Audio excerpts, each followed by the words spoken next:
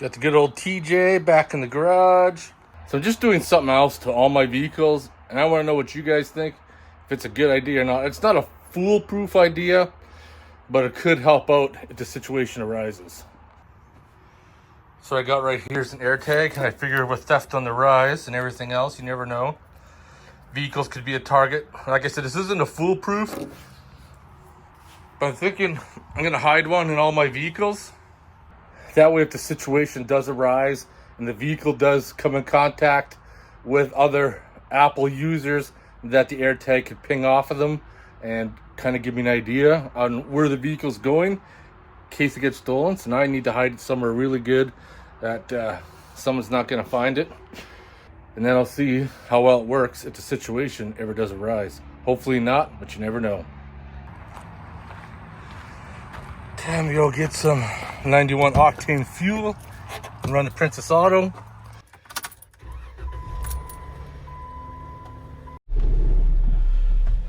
Oh, good thing I came out early this morning and finished the Jeep putting it back together because she is freaking warm now. Alright, get some 91 fuel.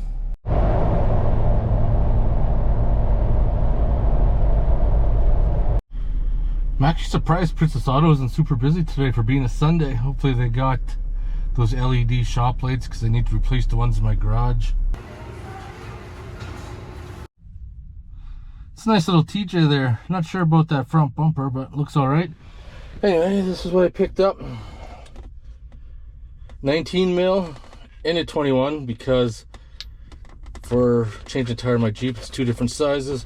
Breaker bar for the Jeep, and this is to replace the shop light that no longer works. Volt King 4000 lumens is on sale, so we'll see how well that works. It is actually pretty bright too, and it's not LED tubes. This must just be LED lights in there. All right, look at that shutter down. A lot of smoke in the air, but it's been raining. But I got a bigger problem that I got to tackle, and that's this mess inside the garage. That's been brewing. I took my winter tires in to get new ones in, so I got shit all over there. I put on the ground. It used to be put on top of my toolbox. My workbench, I haven't been able to see the counter for that forever.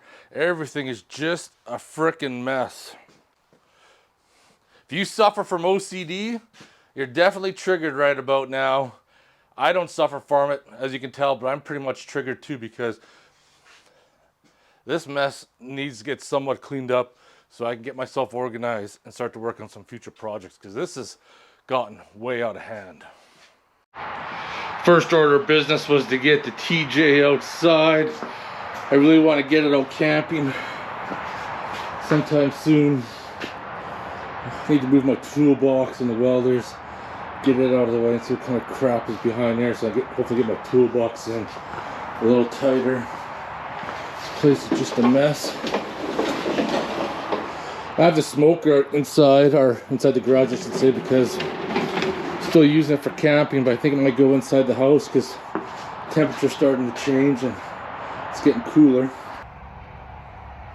That's the wood I used to put in the bottom of my trailer, load my toolbox up.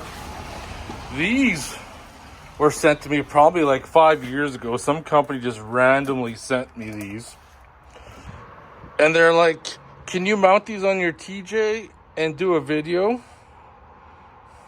I don't know about you, but what kind of sick fucker would put running boards on a TJ? Sliders, some sort of steps? Because that would just look purely stupid. I built those ones a few years ago. Slider slash little step. It worked great. Got a spare Volvo fan for the TJ just because you never know. Not really making any progress. But I need to get this light I purchased from Princess Auto up. I believe it's called the Volt King.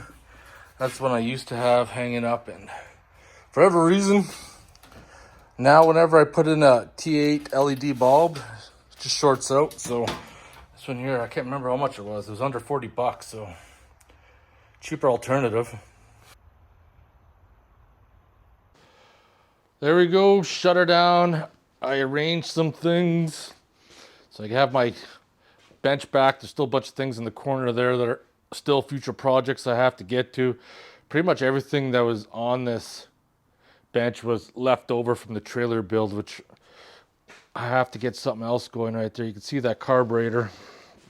I need to take that old carburetor apart, clean it, and then put it on the snowblower. The new cheap one I got off Amazon that I put on the snowblower worked perfectly for a season.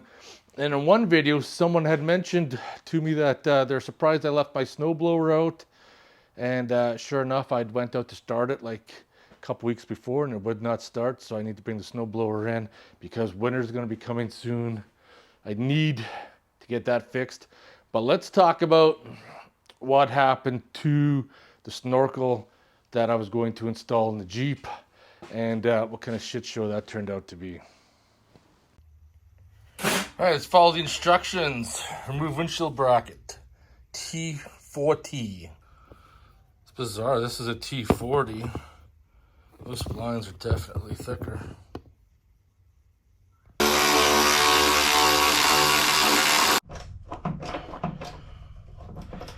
The movement is very small, and good thing it's a fine tooth that I'm able to keep turning on her.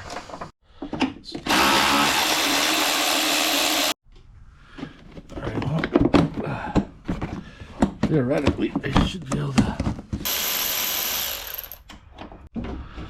So the wipers be a 13 mil. See if I can get some persuasion, and I did.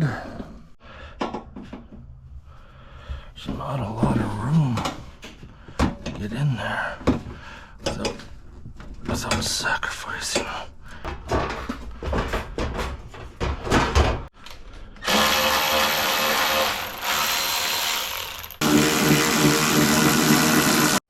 Well, it's not going to work out. It's a good thing I checked before I started cutting. Otherwise, I would have been super sad.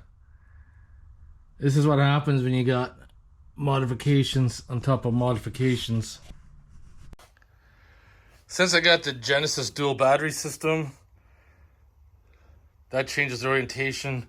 And then with everything else underneath, I don't feel like modifying it just to make it fit. So I'm gonna shut it down right there. Got everything just buttoned up. It's got a K&N air filter. It is kind of dirty. It's not horrible, but I'm gonna put a paper filter back in for now. A lot of debate on that.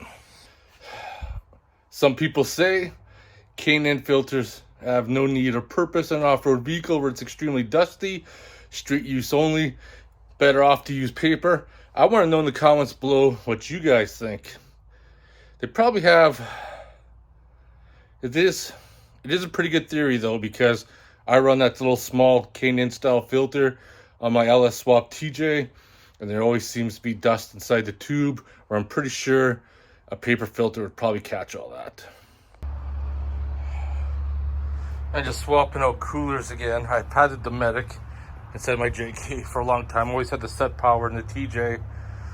I swapped them up because the set power is a dual fridge freezer, but I found that it has a hard time in fridge mode to try to keep it at 2 degrees or even colder.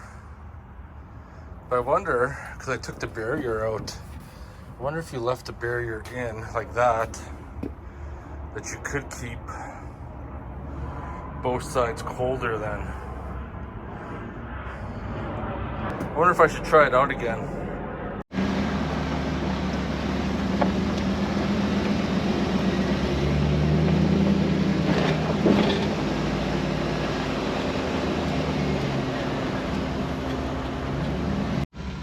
This is all closed, but that used to take you all the way down to like Sheep River Falls way back in the day, before they closed it.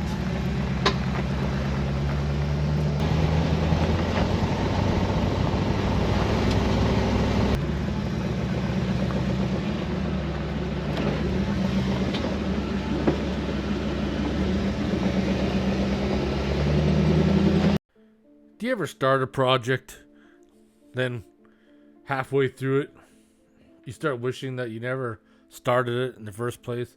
That's how I felt with the Snorkel. I could have easily made it fit. Would have took a couple mods to fit it up, but while I was doing it, I just wasn't feeling it.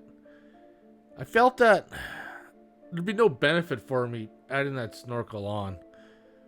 My Jeep is not a submarine, and I don't intend to use it as one either. I found this spot a few years ago, and it's still here.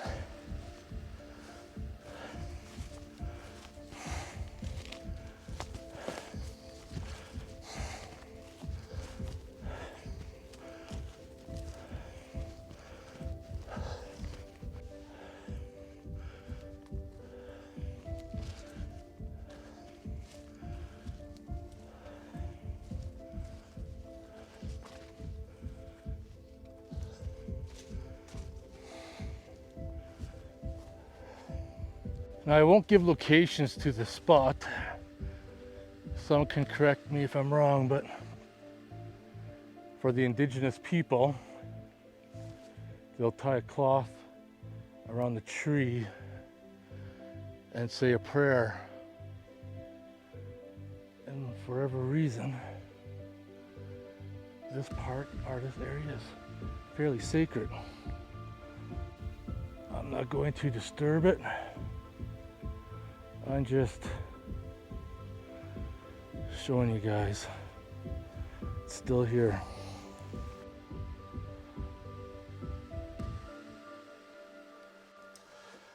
You know what time it is? It's motherfucking beer time. That's what time it is. We got some ladies light right here.